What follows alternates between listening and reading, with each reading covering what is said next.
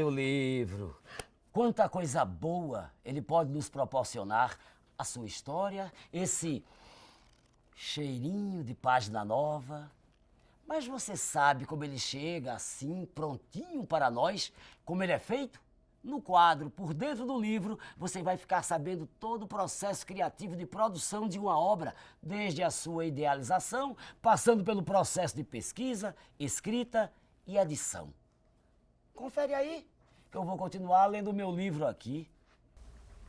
Olá, eu sou Ed Souza, sou jornalista, escrevo na área de gastronomia e vim participar do quadro Por Dentro do Livro do Circuito Cultural Digital de Pernambuco.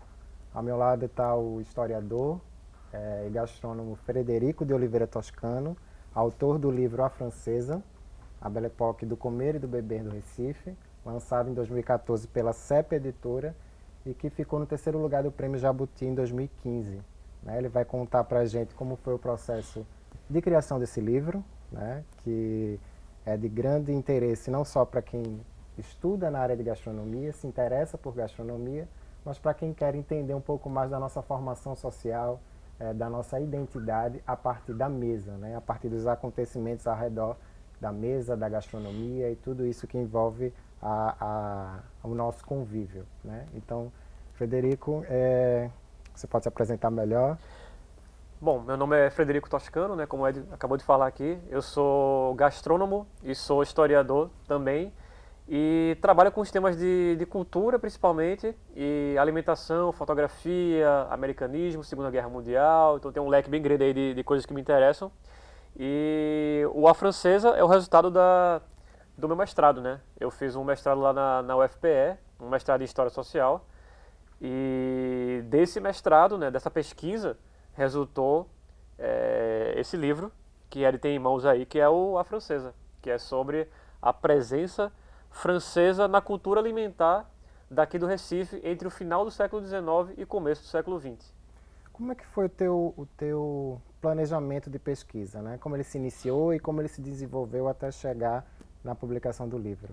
Bom, foi um trabalho acadêmico, Foi um trabalho de mestrado. Então, assim, foram 2 anos de mestrado. Então, no primeiro ano foi mais a pesquisa em si, frequentar as aulas, aprender o que é essa coisa de escrever, Eu posso falar para as pessoas que eu comecei a aprender a escrever de maneira, digamos assim, mais profissional com o mestrado, Porque esse é um aspecto essencial de um mestrado de humanidades, de ciências sociais, no caso de história. Você tem que escrever, Você trabalha com fontes primárias, trabalha lá com jornal, vai no local de pesquisa, vai na biblioteca, vai no acervo, tudo isso é essencial, é super importante, mas você tem que escrever, As pessoas têm que ler o que você escreveu, e as pessoas têm que compreender aquilo que está passando para elas, porque o historiador, o trabalho dele é organizar as fontes de maneira que seja inteligível para a pessoa que vai ler. Então, foi um ano aprendendo a fazer isso aí, para depois começar a fazer a parte da escrita mesmo. Então, até hoje eu lembro do conselho do meu orientador da época, que era o professor Flávio Weinstein, lá da Federal, lá da História. Ele disse, Fred, não tem muito mistério não. Cada capítulo que você vai escrever é um artigo. Então, assim, se você ficar pensando, meu Deus do céu, eu vou escrever uma dissertação de mais de 150 páginas, 200, eu não tenho condições, é muita coisa. Calma. Escreve uma coisa de cada vez, escreve um artigo, 15, 20 páginas, escreve outro. Antes de você perceber, você tem uma dissertação pronta na sua mão. E esse é um conselho que eu carrego mais ou menos para a minha vida, assim, Eu não lancei nenhum romance ainda, mas a lógica do romance é mais ou menos a mesma. Você escreve um capítulo por vez, Se você for pensar, eu vou começar já pensando num livro de 500 páginas. Calma, você vai ficar desesperado e não vai conseguir escrever. Então, aos pouquinhos, foi assim que eu fui me organizando. Uhum. E como foi que você se planejou com relação aos imprevistos? Porque tem muito registro histórico aqui que você colocou, pesquisas em revistas, em jornais da época, pesquisadores, tem nomes aqui importantes da área. Como foi que você foi encontrando essas figuras, essas fontes e se moldando ao decorrer do projeto? Bom, Uma das coisas mais importantes quando a gente quando a gente começa, né, um trabalho acadêmico em história é determinar o recorte histórico, né, o recorte temporal. E como eu tinha um tema, eu queria trabalhar com alimentação porque eu sou formado em gastronomia lá pela Rural, né, pela Federal Rural aqui de Pernambuco. E eu queria continuar trabalhando com alimentação. Então eu pensei, bom, eu tenho um tema, eu quero trabalhar com presença estrangeira, então pelo recorte temporal tinha que ser a francesa mesmo, né? Porque é o final do século XIX e começo do século XX, que é o que a gente chama dessa Belle Époque brasileira, Tupiniquim, né? Que é enfim, meio que uma tentativa de transportar esse francesismo aqui para o Brasil, né? No caso, para o Recife. Então, com tudo muito bem determinado, é uma escrita acadêmica, então ela é muito controlada. O que para algumas pessoas pode ser ruim, mas eu achei muito bom, porque as minhas balizas de trabalho estavam muito bem estabelecidas. Eu sabia com o que eu tinha que trabalhar e até onde eu ia, em termos de tempo, em termos de autores, em termos de teoria, de metodologia, de temática. Desde que eu não me afastasse daquilo ali, eu estava bem. Então, para mim, trabalhar a escrita acadêmica, que é uma escrita bem controlada, é tranquilo para mim, não tem grandes problemas não. Não teve problemas nem de achar essas referências com relação à influência francesa? Eu trabalhei muito com jornal, Ed. Então, assim, ainda bem aqui em Pernambuco não falta fontes jornalísticas, né? Porque, enfim, a gente tem aí só o Diário de Pernambuco, é o jornal mais antigo ainda em circulação das Américas. Trabalhei com um jornal pequeno, que também era um jornal muito importante da época. Isso. Tinha Diário da Manhã, Diário da Tarde. Então, assim, quando você trabalha com o jornal como fonte principal, não falta material, né? Então, também Pernambuco é bem servido de acervos, né? Nós temos aí o acervo público, que fica na Rua do Imperador, que eu visitei muito. Então, assim, essa coisa de usar máscara da pandemia, hoje eu estou acostumado demais, porque eu ia para lá de luva, de máscara, e passava o dia todo assim, para poder manusear. Né, os jornais antigos se desfazendo, então, e a partir daí, claro, eu tinha um orientador, né, o professor Flávio Vasta, então ele dizia, ó, Fred, você está trabalhando com tal temática, então vai nesse autor, a metodologia é essa, né, então é uma escrita científica, né, a gente não escreve o que a gente quer, simplesmente, a gente escreve dentro de balizas que a história permite pra gente. Você falou dessas fontes de jornal, né, dessas publicações, que elas percorrem todo o livro, e é bem interessante, por exemplo, você recorta aqui alguns trechos do Diário de Pernambuco de 1899, né, falando da questão do modernismo, das modernidades, das invenções que surgiam no Recife, né, no final do século XIX para o início do século XX, né.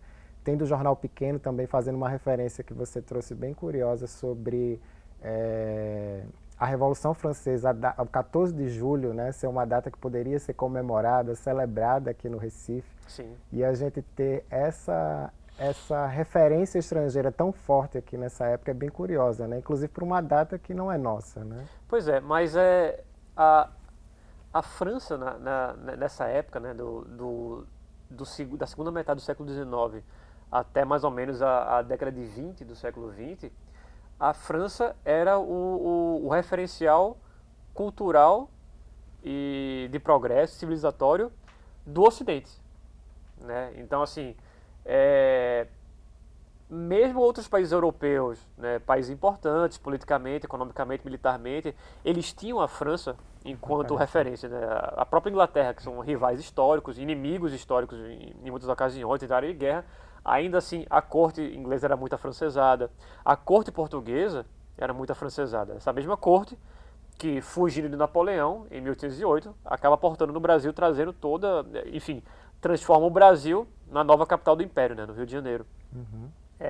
E era uma corte, como eu falei, muito afrancesada, e esse afrancesamento acaba, claro, se diluindo entre as pessoas, né, porque esses estrangeirismos, essas novidades, elas costumam chegar pela elite, e aí as pessoas mais humildes, elas vão aos poucos, né, elas vão imitando mesmo, né, e fazem suas transformações. É o caso da quadrilha, né, de São João, né, toda aquela coisa os chamados da quadrilha, aquela Lavantua, Narrier, aquilo ali são corruptelas, digamos assim, ou adaptações de expressões francesas, né, dos bailes franceses que a nobreza brasileira, na época, fazia. E do ponto de vista gastronômico, a França era muito organizada, né? Sempre foi muito organizada com relação à publicação das receitas, né? Aos registros do que eles criavam, faziam, né? Ao decorrer do tempo. E você mostra muito bem isso sobre essa organização francesa que deslumbrou muito, né? Aqui Pernambuco, o Brasil como um todo, né? Acho que houve um fascínio com relação aos hábitos, aos registros franceses, né? E na cozinha a gente tem vários aspectos aí que você pontuou em um dos capítulos, como por exemplo nessa questão da organização da mesa, né? Como a mesa era organizada, a etiqueta, como os restaurantes da época do século XX se comportavam, né? Como era o serviço. Então é um capítulo bem curioso, inclusive, do livro, né? Como foi que foi essa parte, esse trabalho? Bom, eu sempre tive uma curiosidade muito grande para compreender como é que a gente organiza o nosso cotidiano, né? Na verdade, eu considero que o meu livro, ele é um livro sobre o dia a dia, sobre o cotidiano, né? Porque a alimentação é trabalhar com o cotidiano. Por muito tempo na história, o foco era nos chamados grandes acontecimentos, nos grandes personagens, né? Nas grandes datas, né? E aí, depois de algum tempo, em vez de se trabalhar Napoleão, se começou a trabalhar o soldado francês, né? Em vez de Waterloo, o dia a dia na caserna, o cotidiano, enfim. Então, o cotidiano me interessa muito, sabe, Ed? Dentro da alimentação também, né?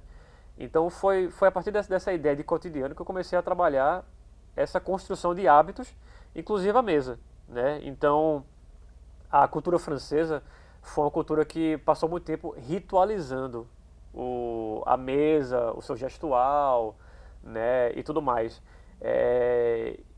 E países ocidentais que tiveram essa influência francesa grande, né, como o Brasil, os Estados Unidos também, né, eles acabaram recebendo também esses hábitos franceses e essa etiqueta francesa,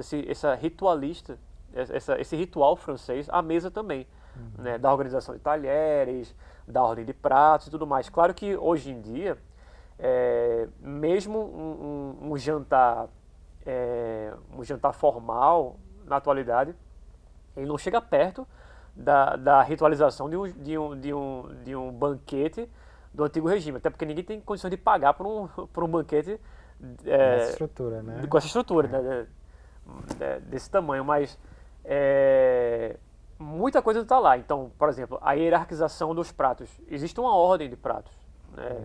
Só de você ter uma entrada, um prato principal, uma sobremesa, e sendo uma ocasião comemorativa, ter um champanhe no final, você já tem uma ordem aí, mais simplificada, né, em relação ao banquete francês, que você tinha uma entrada e tinha um entremets, que era uma espécie de entrada no meio das entradas, e você tinha um sorbet para poder limpar o palato entre um prato e outro, e você tinha a sopa, e depois vinha o peixe, e depois vinha a carne vermelha, para depois vir a sobremesa e o queijo.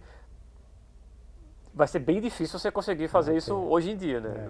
Ninguém tem tempo, ninguém tem condições de preparar, ninguém tem dinheiro para isso, mas há ainda uma certa hierarquia, né? Então, mesmo num bar, num restaurante hoje em dia, é até comum a gente pede uma entrada, um almoço, se possível, uma sobremesa, né? E aqui no Brasil, encerrar com café, por exemplo. Isso já é uma hierarquização do comer. Isso. E antes da gente falar do café, que também tem um capítulo bem específico sobre isso, né? Das cafeterias e como as cafeterias se comportavam na época, essa estrutura revela muito essa distinção social, né? Como se a elite realmente quisesse se mostrar elite, né?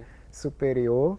Até hoje a gente vê um pouco disso, né? De você fazer algumas escolhas que mostram que você entende sobre o assunto, que você sabe como se comportar à mesa, você sabe pedir determinado prato, né? E a história do champanhe, por exemplo, que não tem nada a ver com a gente, né? Porque é de fato uma produção muito específica lá na França, mas que remetia a essa coisa da festa, do requinte, né? Da comemoração e da celebração, uma vez que a gente tinha, por exemplo, e você fala aqui no livro, produtos como a cachaça, né? Que é tão nossa, né? Claro. tão acessível e que já era renegada por conta desses comparativos. Que ingredientes mais você pontuou que acha interessante? Tem a cachaça, né, que ficava nesse contraponto, a própria farinha de trigo que você comentou, né, com a farinha de mandioca. É interessante a história da cachaça, Ed, que você cita aí. A cachaça ela tem um elemento muito forte de racismo também, né? Que é uma coisa que até hoje é extremamente presente na sociedade brasileira, né? O racismo é estrutural aqui. Ele existe até hoje, ele é muito forte. Então a cachaça, ela era associada, né, mesmo sendo um produto da terra e por ser um produto da terra, né, era associado a hábitos ligados ao negro, ao escravo, né, e portanto inferior, né, se não o escravo, a partir de 1888, ao negro pobre, né, marginalizado, joga na periferia brasileira, né, e que não tinha emprego e que acabava bebendo, né, numa tentativa de tentar esquecer os problemas. Então, a cachaça, ela tem esse elemento de racismo mesmo, né? A pecha negativa da cachaça ao longo do tempo vem de uma tentativa da elite, como você falou, de se afastar do que o povão estava consumindo, né? Então, assim, e isso é uma coisa que eu acho que infelizmente sempre vai acontecer, né? A elite, ela busca ser elite através da diferenciação, né? Então, assim, eu costumo dar esse exemplo quando eu dou aula, alguma coisa assim, que eu digo, ó, uma Mercedes ou uma Ferrari vermelha é sempre um carrão, é sempre um carro caro, né? Todo mundo queria ter um, se você gosta de carro. Mas se todo mundo tem uma Ferrari vermelha, a sua deixa de ser especial, né? Você deixa de ser elite, né? Como é que você vai mostrar para as pessoas que você é diferenciado, que você é especial, que você está acima delas, né? Então, o consumo dessa gastronomia francesa também era uma forma de você se apartar do que o povão estava fazendo. Ao mesmo tempo, o povão observava, né, o que a elite estava fazendo, né? As pessoas que estavam lá, trabalhando com elas, servindo principalmente, e acabava tendo né, se derramava essa cultura elitista por sobre as pessoas, e as pessoas adaptavam do jeito que dava, né? Por isso que essa história de se mostrar acontecia muito nos restaurantes, né? A partir dessas ocasiões. Você fala até de uma passagem aqui, de uma homenagem a militares, né? Em um restaurante da época, né? Que tinha toda essa parte efusiva da celebração, da homenagem, e outras pessoas olhavam e viam aquela cena, né? Alguns estranhando, outros achando interessante. Então, é o mostrar que acontecia dentro dos restaurantes, né? Que é você realmente se destacar a partir disso. E aí a gente já pode entrar na história do café, que é um pouco é um outro contexto, né? As cafeterias que surgiram no século XX, elas tinham essa pegada mais masculina, né? Pelo que você traça aqui em um dos capítulos, para debater política, né, para debater ideias, concentrar ali pensadores, pesquisadores, jornalistas, gente da cena cultural. Então teve essa vida muito forte também as cafeterias, né? O café, a bebida em si, né, ela surge ali pelo norte da África, né, e ela acaba, enfim, ela é uma bebida que acaba cruzando o Mediterrâneo para a Itália e depois para a França, né, uma bebida que a gente sabe que o café ele é uma bebida que é estimulante, energética, e por essas características se acreditava que o café era a bebida perfeita para estimular o intelecto, né? Então, se você é um professor, um catedrático, um cientista, um poeta, um escritor, o seu trabalho não é físico, o seu trabalho é mental, né? Então, como estimular isso aí? Bebendo café. Então, por uma questão até da época mesmo de machismo e tudo mais, que o trabalho intelectual não era um trabalho feminino, o trabalho feminino era o doméstico, em casa, né? De cuidar de criança, de cuidar da casa. O trabalho intelectual era o domínio masculino, do homem. Então, com muita naturalidade na época, né, quando começam a surgir esses cafés, na Europa ali do século XVIII ainda, né, e partindo para o XIX, então o café ele se torna um local de convivialidade masculina, né? E sendo um local para se tomar uma bebida que estimula o intelecto, né, supostamente, de se discutir grandes temas, né? Então vamos discutir os últimos acontecimentos, política, então um local que reunia jornalistas, intelectuais, escritores, poetas, políticos, né? Inicialmente todos homens. Claro que com o tempo as mulheres passam a reivindicar, né, esses locais para si, né? Elas começam a frequentar inicialmente acompanhadas dos homens, né? De um marido, de um irmão, de um filho. E aí os cafés eles passam, depois de muito, muito tempo, a ser um local de frequência mista. Né? Mas no Brasil, logo quando eles surgiram, eles eram, assim como na Europa, um local masculino. Quase um clube do bolinha mesmo. Então, por exemplo, Raquel de Queiroz, escritora cearense, quando ela frequentou um café aqui no Recife, ela só teve coragem de botar os pés nesse café porque ela estava com o marido do lado. Senão, ela provavelmente não faria isso. Né? Mesmo sendo uma escritora, né? Uma mulher à frente do tempo dela, né? E já que ela estava com o marido dela, ela teve essa ousadia, né, de colocar os pés num café recifense, né, e estar na presença de outros escritores como ela, de outros intelectuais como ela. Né? Então era bem possível, nos primeiros tempos dos cafés e restaurantes aqui do Recife, do Brasil de maneira geral, você ser mal falado frequentando um local como esse. E curioso que você faz essa abordagem citando alguns endereços, por exemplo, o Café Lafayette que você colocou aqui, como funcionava e como era essa efervescência social em torno disso, né? Porque até alguns cafés se tornavam um polo festivo, né? Alguns beirando um pouco ao bordel, né? Essa questão mais de festa mesmo, né? Em algum momento. Como foi também identificar esses endereços, pegar esses pontos e colocá-los como referência?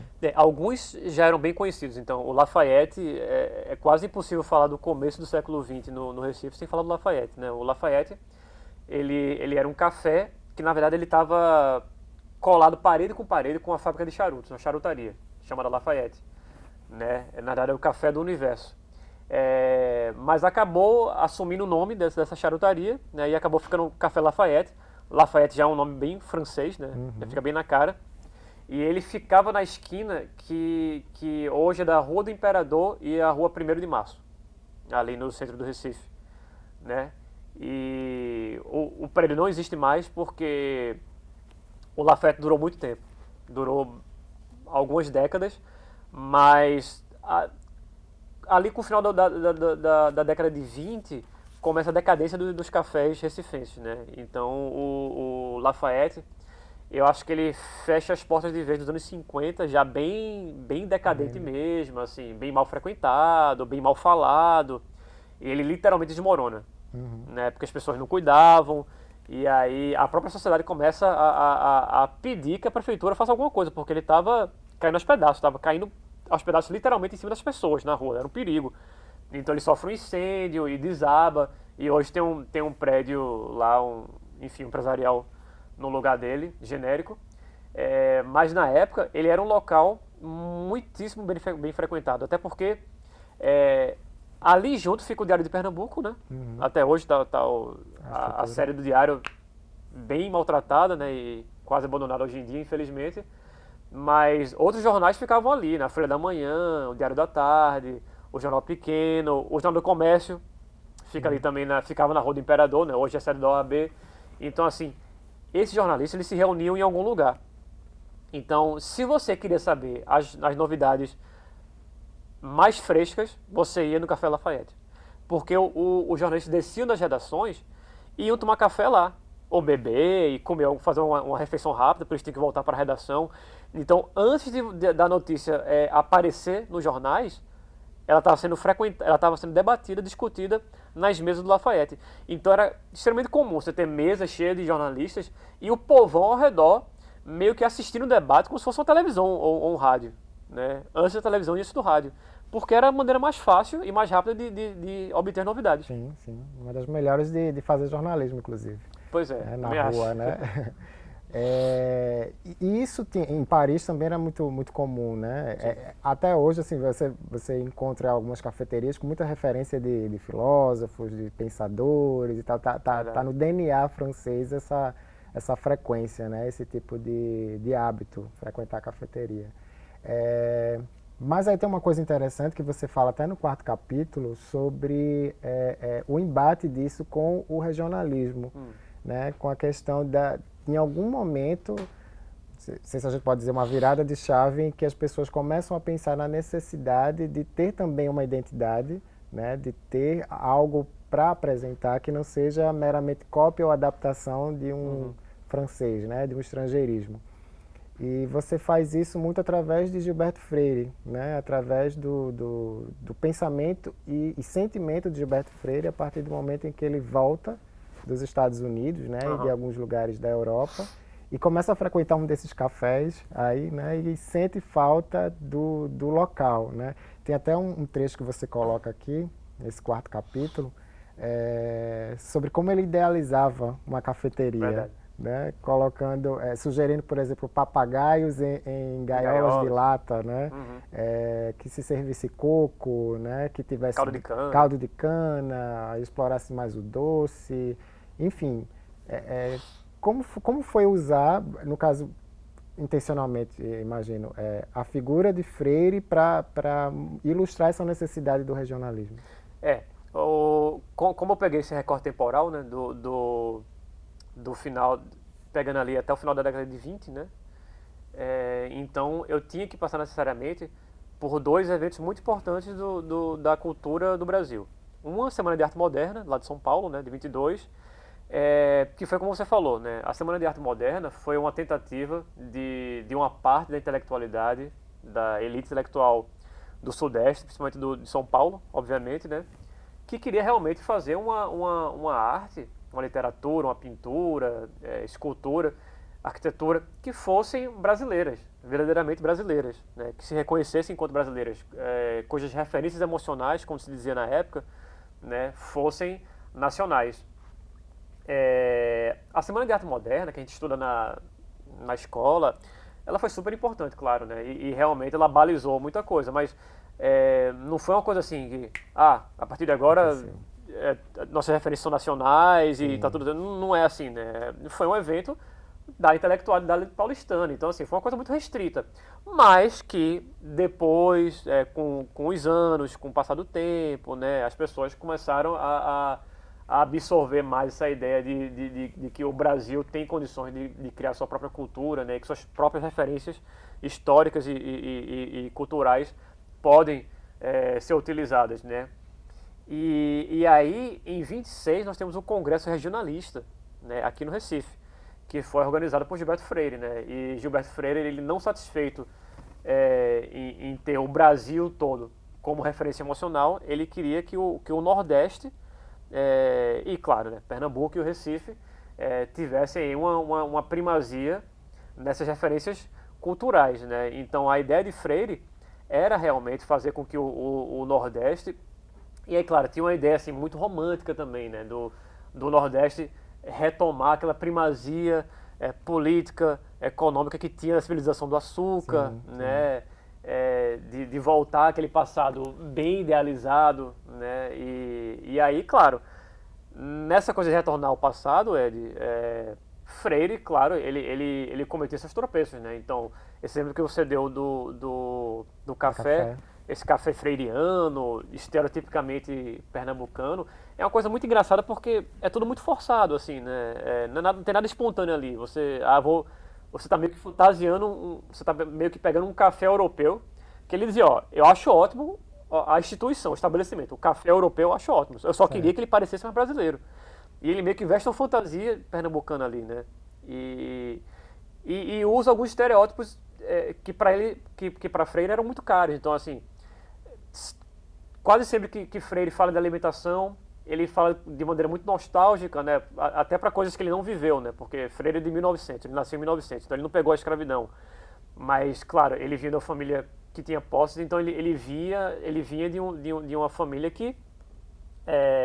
cujas pessoas eram servidas por negros que eram descendentes de escravos, né? Então tinha todo aquele serviço, aquela coisa, então ele achava lindo aquilo ali, né? Então nesse exemplo do café, ele sempre tem aquela coisa, que bacana, que ótimo seria se tivesse esse papagaio, e se tivesse caldo de cana, e tivesse uma negra, farta, gorda, boa, lustrosa, fazendo doces ou fazendo tapioca no canto, né? Então, assim, ele colocava a mulher negra no lugar que ele achava que era o da mulher negra, né? Trabalhando ali na cozinha, né? Fazendo a mesma coisa que elas faziam, né? Na época da escravidão. Né? Então, assim, é importante a gente trabalhar essa coisa de Freire também de maneira crítica, né? Ao mesmo tempo que você coloca aqui também que era inevitável essa influência acontecer, né? Esse estrangeirismo acontecer por conta da modernização que estava acontecendo, né? E da aproximação dos países, né, entre si, especialmente a França, que estava super organizada. E isso era um processo natural das coisas, né? Talvez, acho que a questão de Freire aí era da existência de algo mais regional, né, como você fala, e que ficou nítido no manifesto regionalista, Isso. né? Eu queria que você falasse um pouco também, que você detalha bem com relação a esse texto, né, de que ele foi meio que um marco, né? Ele foi Sim. um marco nesse processo aí da gente falar o que é nosso, né? O manifesto, Ed, ele foi apresentado no Congresso, mas ele não foi lançado no Congresso. Ele foi lançado só décadas depois. Uma coisa interessante, assim. Freire falou dele, né, ele leu alguns pontos, mas ele só seria lançado oficialmente, acho que na década de 50, né? Mas em 26 ele falou, né, e um dos aspectos da genialidade de Freire foi o de chamar a atenção para tópicos que a academia na época não estudava, né? Então, por exemplo, Freire ele queria estudar as brincadeiras infantis, as cantigas. Isso na época, para um historiador, para um sociólogo, era considerado abaixo dos interesses dele, né? Era uma coisa do cotidiano, era uma coisa grosseira, uma coisa infantil, pueril. Freire foi um acadêmico que se interessou por assombrações, né? Enquanto que para as pessoas na época da academia, a assombração é coisa infantil, isso aí, ou então da literatura no máximo. E Freire, não, a assombração ela diz da nossa sociedade também, ela fala de quem nós somos. E também a alimentação. A alimentação para a academia passou muito tempo sendo uma coisa grosseira, porque é uma coisa do cotidiano, é uma coisa fisiológica, é uma coisa que a gente precisa fazer, né? Mas ele disse, não, ó, pela alimentação a gente se entende enquanto gente e se entende enquanto brasileiro, né? Então, tem esses aspectos aí, né, do gênio de Freire mesmo, que ele acabou trazendo para a alimentação. Então, é meio que impossível falar da alimentação no Brasil sem falar de Freire, porque ele trouxe o interesse pela alimentação para o centro do debate, né? E isso começou, né, de maneira oficial, digamos assim, com o Congresso Regionalista de 26, né, junto com o Manifesto Regionalista também, que ele lançaria oficialmente algumas décadas depois. Uma época que, inclusive, a gente estava colocando esse regionalismo todo de lado, mas eu percebo aqui que você colocou na parte da Semana da Arte Moderna que existia também uma necessidade do próprio pernambucano querer mostrar algo dele para o resto do Brasil, né? Na Semana de 22, tinha essa coisa de São Paulo, o que estava sendo apresentado daquele entorno ali, mas Pernambuco em si não teria algo tão expressivo sendo trabalhado naquele momento, né? Então, também existia uma vontade interna de se mostrar, né? Das pessoas, no caso. Então, Freire, ele achava que aquilo ali não era suficiente, né? Não é que o pessoal de São Paulo não soubesse que existia o resto do Brasil. Eles sabiam, claro, e estimulavam isso aí, né? O pessoal lá os modernistas de São Paulo. Mas é claro que sendo um movimento intelectual paulistano, o foco era em São Paulo. E Gilberto Freire achava que não, que o Brasil começou no Nordeste e nós temos uma história muito, muito rica, muito antiga, e isso precisa ser levado em consideração. Você também pontua aqui algumas situações que falam do quanto esse estrangeirismo francês foi presente, assim, foi interessante. Como, por exemplo, a gente ter abrigado aqui o primeiro restaurante vegetariano, né? Você cita isso, inclusive, pelo visto, o primeiro no Brasil, né? Instalado, em que houve uma adaptação desse restaurante, né? Ele começou vegetariano, mas A demanda da época... Peronomútil, né? Peronomútil. A demanda da época foi exigindo uma mudança, né? E uma mudança que tinha a ver com essa influência francesa, inclusive no nome, né? O restaurante começou como pensão vegetariana, depois virou restaurant, aí você diz um nomezinho aqui no livro, mas uma mudança de nome que tinha a ver com os padrões da época e até um conceito na forma de divulgar, porque você fala de um trecho aqui do jornal que divulga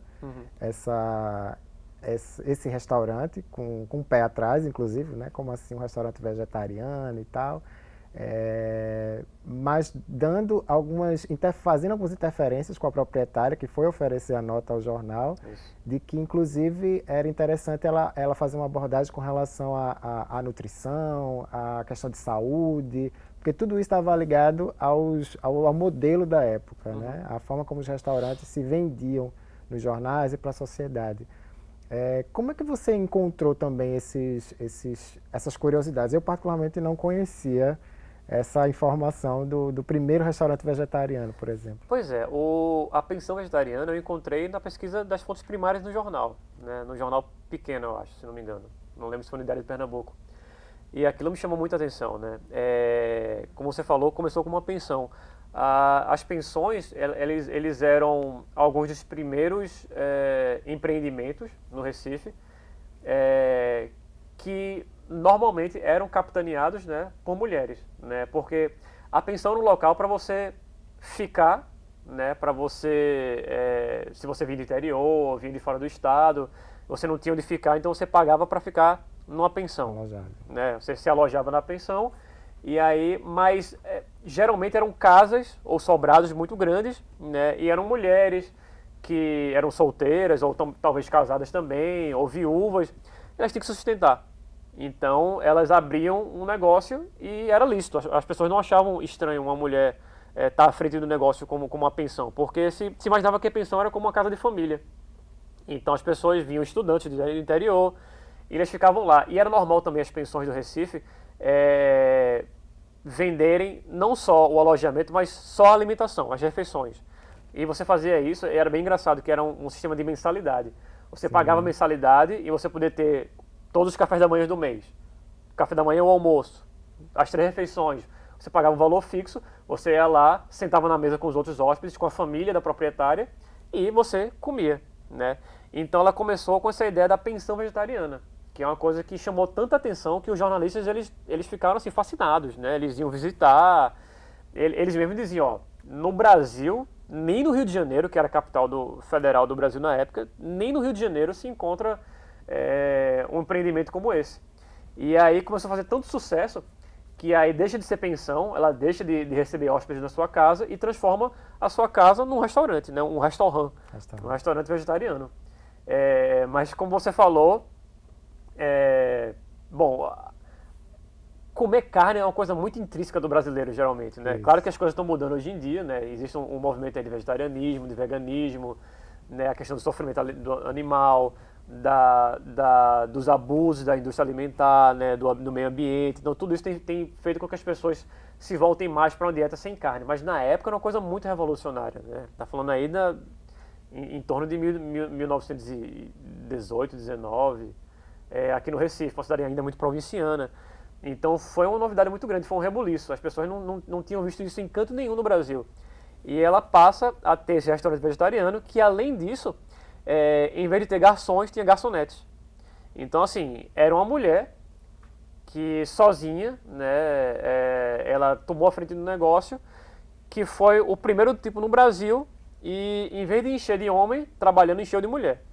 Então é uma história fantástica, né? Eu adoro essa história e eu acho que essa mulher, que o nome dela é Ana de Cavalcante, eu acho que ela deveria, sei lá, por mim tinha um busto dela, assim, tinha uma estátua dela em algum lugar, sério mesmo, porque é uma história incrível, né? Então acho que tem que ter menos estátua de general em cavalo e ter mais estátua de mulheres assim que inspiram a gente, né? E que ela foi se adaptando ali de fato, né? A história, por exemplo, da mensalidade, que ela trocou para o à la carte, né? Um cardápio mesmo. O cardápio mesmo, Isso. né?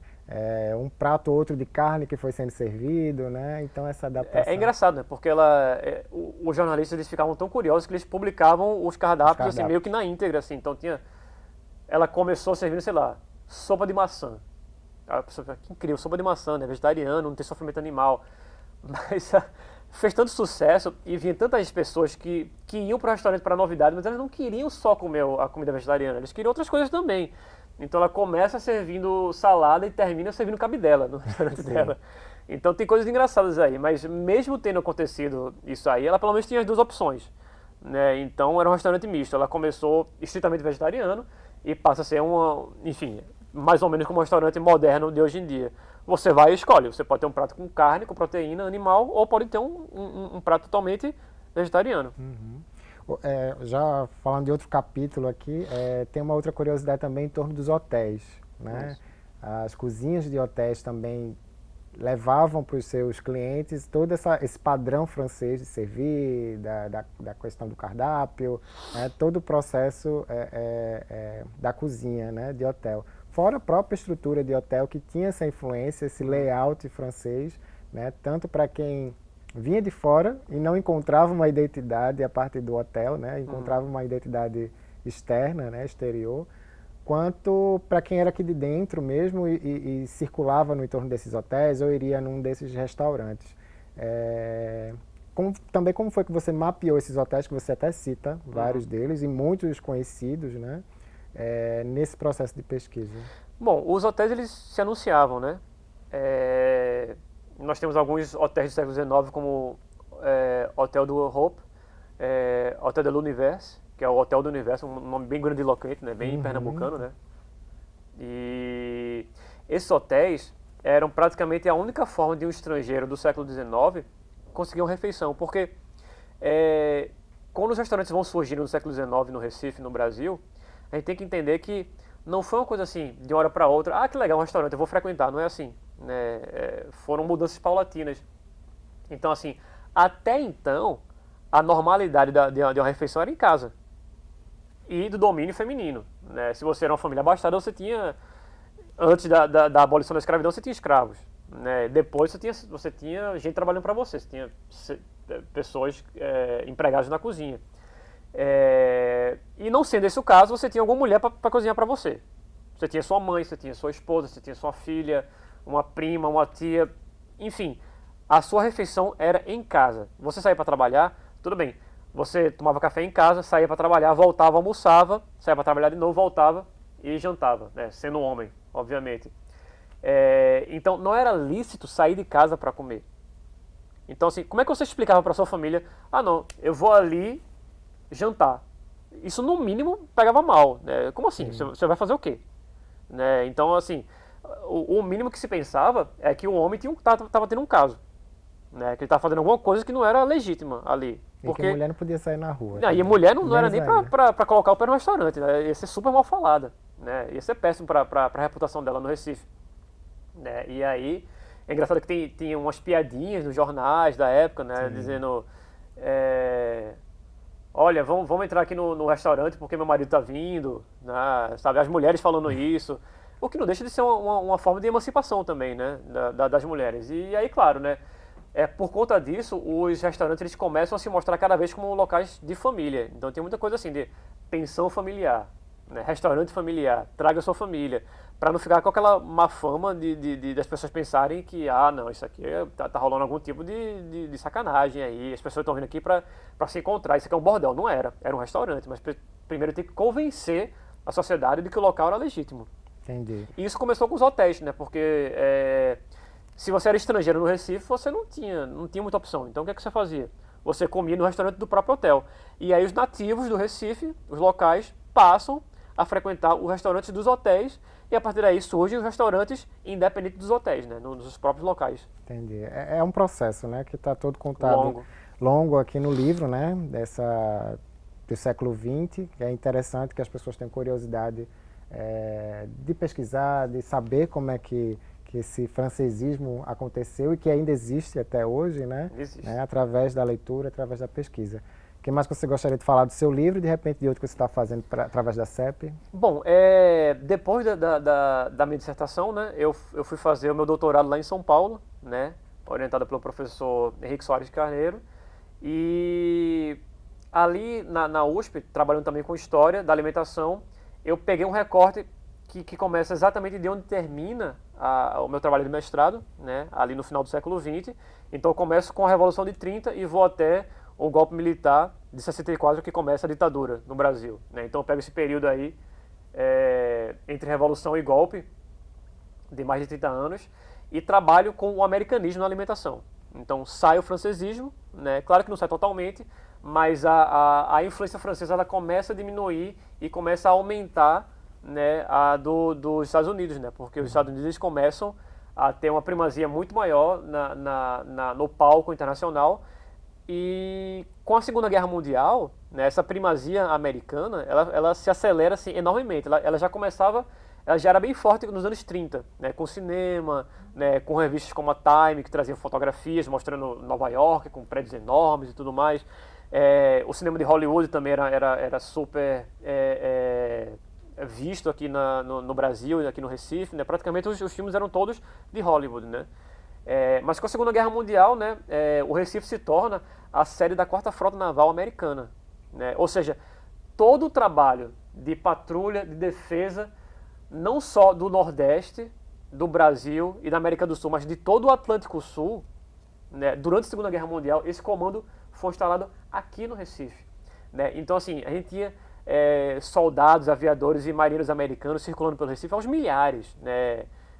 Em Natal também tinha muito soldado americano, em Salvador, mas Recife foi a sede da 4ª Frota Naval. Então, esse francesismo ele começa a perder força e entra o americanismo, né? Os americanos bebendo Coca-Cola, andando de Jeep, né? E comendo sanduíche. E aí, claro, né? Como aconteceu com o francesismo, o recifense começa a olhar aquilo ali, né? E começa a imitar também e adaptar algumas coisas. E é isso que eu trato na minha tese de doutorado, que vai se tornar um livro pela CEP. Já está dando os últimos ajustes, né? E quando vai ser lançado, só quando não sei, né? Estamos aí na pandemia ainda, né? Então não sei nem se dá para pensar numa data de lançamento ainda, mas o livro está quase pronto e vai sair também pela CEP, né? Que é a mesma editora do A Francesa, né? E de outro livro meu, que é um livro de fotografia, chamado O Terceiro Homem, que é a fotografia e o Recife de Ivan Granville. Maravilha, mas a gente volta a conversar sobre o próximo livro então, viu? Com certeza, tomara. Obrigado, Toscano. Eu que agradeço. Até a próxima. Você acabou de assistir mais uma atração do Circuito Cultural Digital de Pernambuco, uma realização da CEP Editora e da Fundação Gilberto Freire.